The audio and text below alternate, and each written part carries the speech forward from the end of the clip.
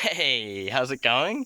Quentin here, and I wanted to make a quick little video just showing you how I harvest and start the drying process of my tobacco. So if that interests you, feel free to stick around and, please like the video and subscribe if you want to see more sort of stuff like this. Just want to start making some videos of stuff as I'm doing it around the garden anyway. So you can see with me here, I've got a nice beautiful tobacco plant. It's very healthy. Big lush leaves. The leaves are nice and leathery, which I love. This is Virginia tobacco seed that I got off eBay quite some time ago, probably about 4 years ago. I've just been drying it, getting seed off the plants, and then, going again and again every year. So have a look over here. We've got a nice fat leaf down here. You see it's much larger than my hand. I'm quite ruthless with my plants. I literally just break it off. They don't really seem to mind. They're quite hardy plants. And you can see, I mean, look at that. Hard to get it in frame. It's bloody the size of my body. So I'm going to go down to the shed and I'll meet you there.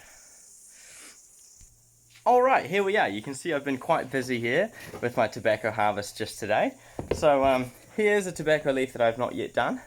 You can see there's little seeds. There's always going to be little bits of dirt on the leaves, bits of soil or whatnot. Usually no insects. Pests hate tobacco, and that's actually because it contains nicotine, as we know.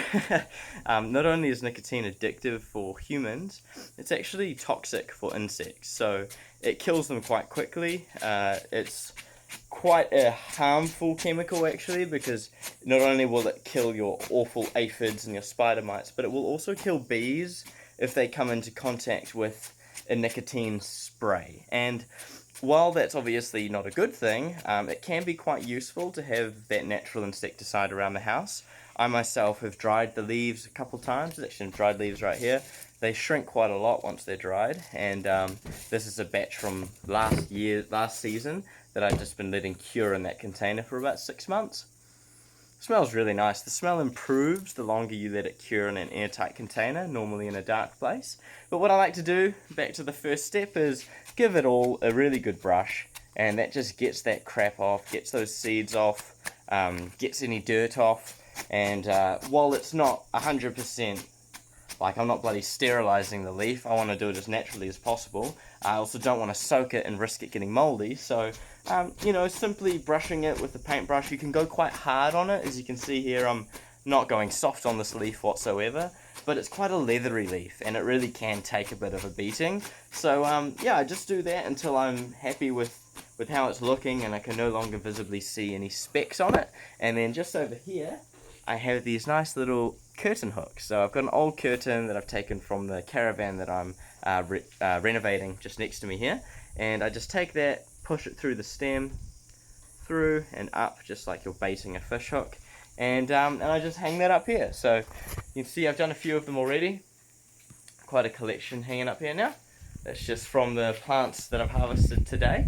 All well-sized leaves, so I just put that up there. And a quick note, you actually don't want to dry tobacco too quickly, okay? And like I say, I'm not a smoker, so I'm not really an expert in curing and drying tobacco to make it taste good. For me, what I like to do with it is like I said, insects hate the stuff. I take some of that dried leaf, I crush it up, I put it in a bucket, I let that bucket soak overnight, and then I strain it through some cloth. And then I end up with a tobacco tea. And that tobacco tea has good nitrogen. When I spray it on the plants, obviously that can help them grow. Plus, the nicotine in there kills any insects that are trying to mess with my plants. And please be responsible though.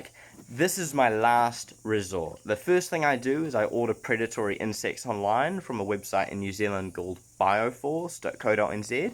I can get bloody wasps to deal with whitefly. I can get little mites to deal with spider mites that will kill them instead. I can get, pretty much like ladybugs that'll eat thrips and psyllid. Anything you can really think of that may affect your plants negatively, you can usually get a natural, solution for it. If not an insect, it can be neem oil, which is a great way to just physically kill them without using a chemical. But for me, if I do have to go to that last resort when I cannot get on top of a terrible pest, say spider mites in my corn I had this year, they were just relentless. The predatory mites I released in there didn't want to hang around for whatever reason, and after buying a second batch of them and trying neem oil on them still hanging around, I went to this, but honestly, it killed them in a day. The only thing is you got to be very careful. You do not want to spray this on any flower where bees may come to pollinate it, because it will kill the bee. It will kill the bee. Research has shown that a tiny little microgram of neonicotinoid on a bee can kill it. So be very careful with that. Always be mindful of our beneficial insects, of our bees, almost most importantly, probably most importantly, let's be real. I think bee was voted the most important insect on the planet. But yeah, so that's how I do my tobacco. I just give it a wipe, put a hook through it. If you don't have an old curtain lying around, don't worry. Paper clips work just fine. So does a little bit of thin wire that you can just bend and you can hook through there. There's so many solutions, you know, you can get creative. You can literally just take a needle. I've had a friend who took a needle and thread and just whoop, put the needle through the stem. And he was good to go. So that's what I do, and I will make, hopefully, a part 2 to this video. I'll make a little update video when I come to grab these off of here. I'll show you what I look for and when I think they're ready, and then I'll show you what I do for my curing process. So, if you enjoyed that little tobacco harvesting and drying video, please feel free to leave a like, leave a comment, let me know what crops you're growing this year. This is the first sort of gardening related video that I'm making, which is quite surprising because that's what takes up most of my free time, is working in the garden. So I thought I may as well make a couple and show people the sort of stuff that I get up to, and maybe we can have some good conversations around it. So yeah, anyway, I hope you have a great day, and I will continue enjoying my life. See ya.